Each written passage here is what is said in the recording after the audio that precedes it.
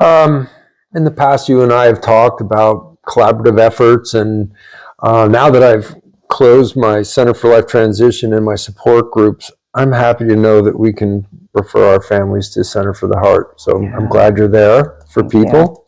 Can you tell us about all the services your center offers? Yep.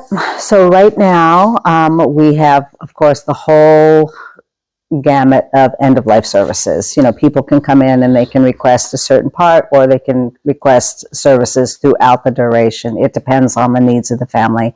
So that's something there.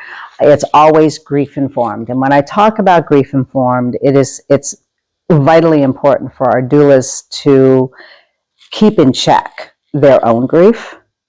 So there's never any triggering, because you never want decisions to be affected by someone else's grief. Yes. It's kind of like the trauma-informed, but it's definitely grief-informed. So and I just want to say this, one of the big things that I am taking all of our doulas through is a grief process where they can be extremely educated and work on their own stuff in a very structured way to flush it out. So flush it out. It's very important, very important.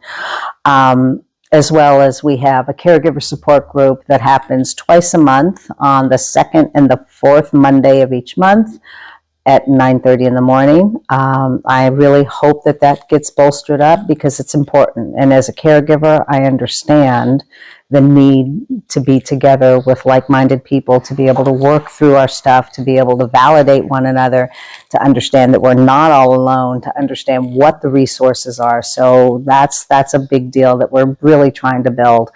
And then we have grief support. And the grief support looks like either one-on-ones or in groups. And I work with a certain method depending on the individuals, if they are willing to go the gamut of really working through their grief.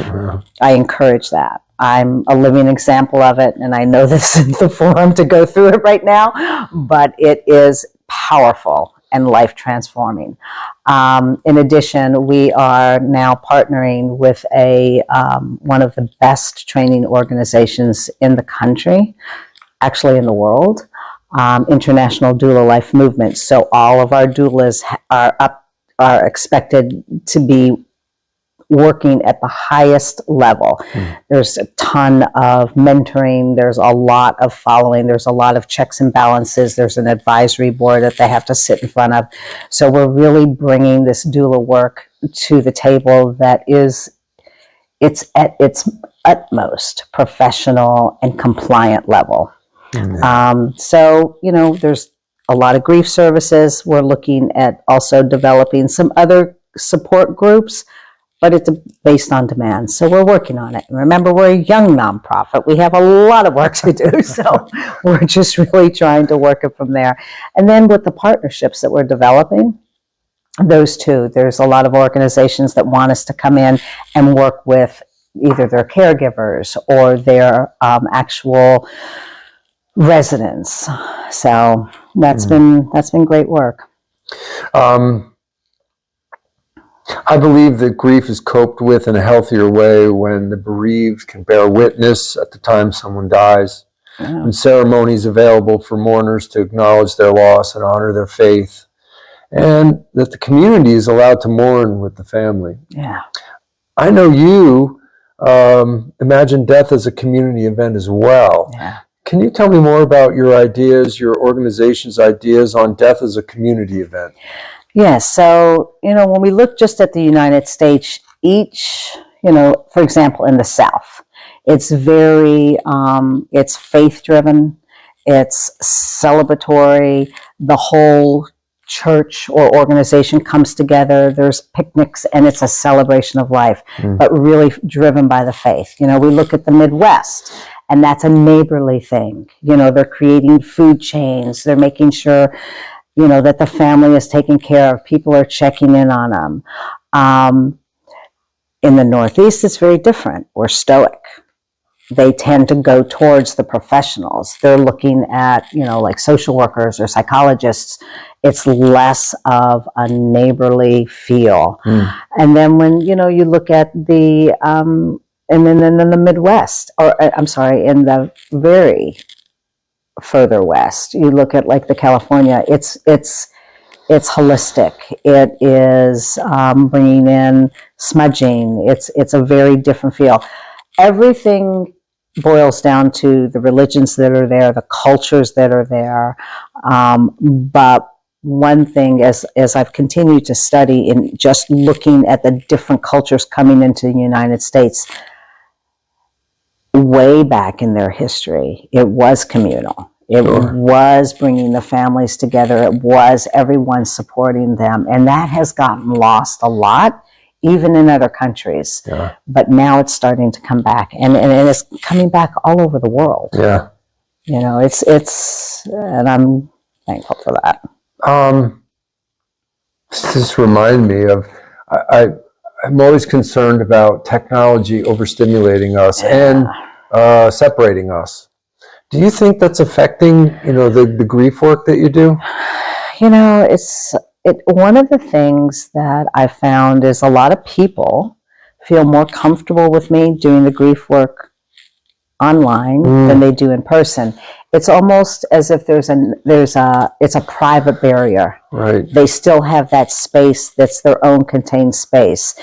When I'm sitting across the table from someone and I'm going through, the different methods that I use, the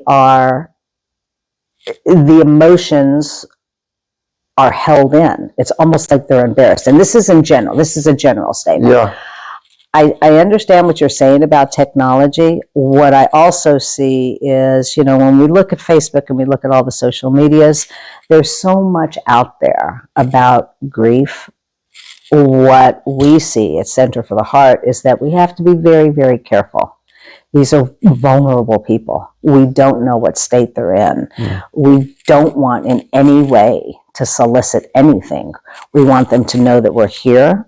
We want them to know, and how do you do that? The benefit of the social media is for them to see us and to hear our voice and to perhaps have a connection. But that's it. We don't want to go fishing or anything like that because these people are in pain. And you look at what's happening every day in this country. Let's just use the country. Yeah. There's a lot out there. There's a lot of grief. And it's being able, for individuals to just know that we're here and to be able to say, okay, I'm now going to reach out. Let them reach out, but social media is a big factor in it. That's how they're going to see us. Yeah. I have worked with a group called Eric's House in Arizona. Yeah. Oh, yes. People, survivors who've, their loved ones died from drug overdose and suicide. Yeah. And they're all social media based, and they're very effective. Yeah, they really are. That's a great organization. That's a great organization. I want to circle back to this idea of your center is a nationwide service, and coping with death and grief is different all around the country, which you gave some examples. Yeah. So you said, I'd like to hear more about that. But specifically, you said, the Northeast is a little bit stoic. Mm-hmm. And so how do you work with that? And is it appropriate to bring in these other coping styles that happen around the country to the Northeast, or would it be resisted? Everything is so individualized, right? Yeah. I mean, you really getting to know your client, getting to know what they're open to, getting to know who they were, like where did they come from, what was their culture, what was their upbringing, who were the ancestors, what's come down into their lives these days. Number one. Number two, it's all about the person that's just died. So that's our first task, is to ensure that we know what they wanted. Sometimes the adult children don't want that. For example, I'm going to be a coral reef. Don't forget. My kids are, they think I'm crazy, but this is what I want. Yes. Now, that being said, is when we go in with a family and they're trying to create their experience or their memorial service or any of those things, we have to honor it all.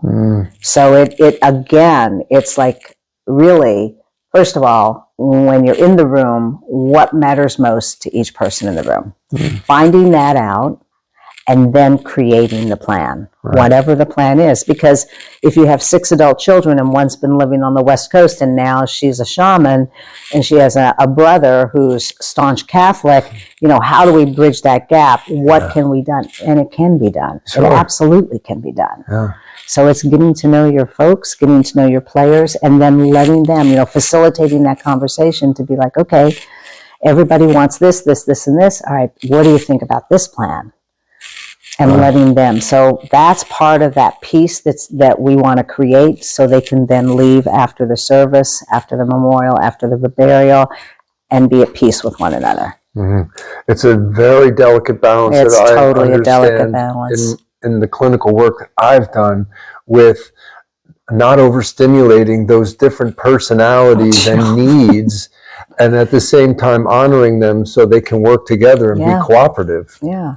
That's a very challenging. It's tricky. Yeah. It's very tricky, but it works. I mean, it's just, it's knowing when to be quiet, knowing when to listen, knowing when to let them air.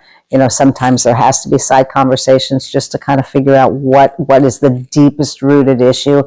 But that knowledge base allows us to be able then to create the plan. Right. I was thinking that with all the experience around the country, you can actually tap into all these different successful ideas that work and coping styles, and you can apply them where needed. Absolutely. That's amazing. Yeah.